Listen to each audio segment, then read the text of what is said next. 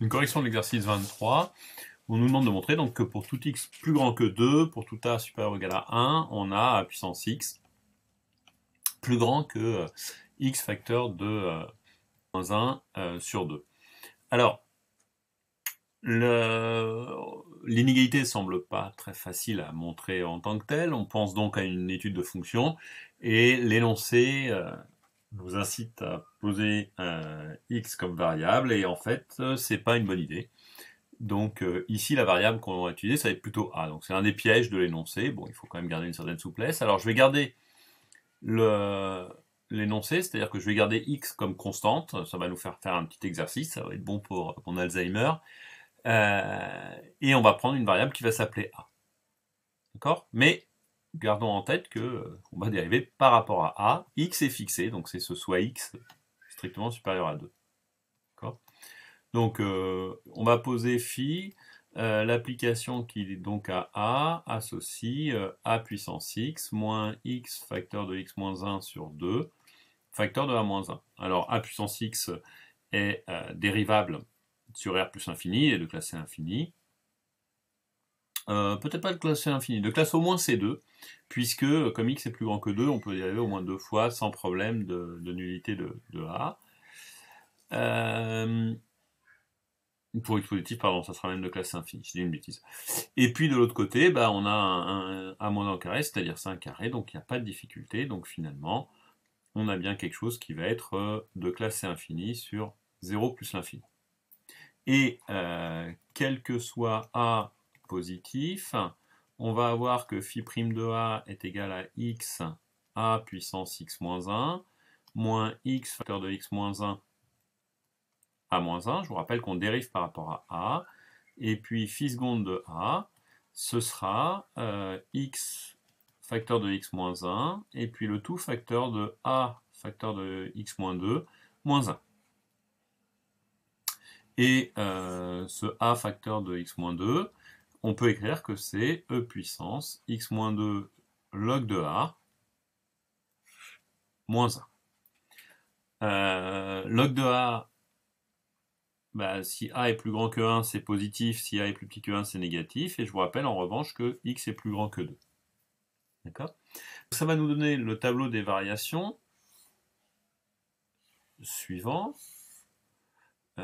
Pour a, ouais, c'est encore pire que quand je le trace en cours, on dirait. Tableau des variations. Allez, on va essayer de faire quelque chose d'un peu plus droit. Voilà. Donc ma variable c'est a, non définie en 0. Et donc j'ai un phi seconde de a qui va s'annuler en 1, qui est négatif puis positif. Ce qui donne pour phi' de a quelque chose qui est décroissant puis croissant, et puis phi' de 1, c'est égal à x tout court. Donc on obtient ici un x qui est strictement positif, ce qui fait que j'en déduis que phi' est tout le temps positive. Et donc, l'étude des variations de phi de a, et non pas de x, pardon, c'est une application croissante, et je peux regarder la valeur en 1. La valeur en 1, c'est donc du 1 ici, moins 0, donc ça vaut 1. Donc, ce qui me donne la garantie que sur toute cette partie, phi de a est bien positive. D'accord? Sur cette partie-là, ça sera un peu moins. Je pourrais m'intéresser aux limites en 0, où j'ai là un résultat qui est positif. Donc j'ai du x facteur de x moins 1 sur 2 avec un moins devant, puisqu'en 0, ça tend vers 1. Alors qu'en 0, a puissance x, qui est, je vous le rappelle, du x puissance log de a, tend vers moins l'infini, donc tend vers 0. D'accord? Donc tout ceci tend vers moins x moins 1 sur 2, qui est donc strictement négatif. D'accord? Ce qui veut dire qu'au passage, qu'on a un 0 ici, qu'on pourrait relever quelque part sur un alpha. C'est pas demandé dans l'énoncé, mais voilà, ça n'empêche pas d'en faire un petit peu plus. Et donc, on obtient en particulier que, quel que soit a supérieur ou égal à 1, phi de a est plus grande que 1, donc strictement positif, c'est-à-dire a puissance x est strictement plus grand que x moins 1 sur 2, facteur de a moins 1 au carré. Ceci étant vrai, je vous rappelle le petit carré du début, celui-ci, quel que soit x plus grand que 2, donc c'est vrai pour tout x et pour tout a. On peut s'intéresser, c'est l'objet de la question suivante, hein, a puissance x sur x.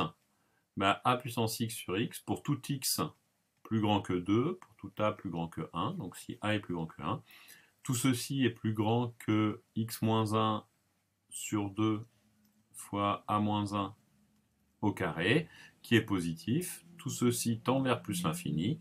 Donc, par comparaison, on peut en déduire que la limite, lorsque x tend vers plus l'infini de a puissance x sur x, est égale à plus l'infini.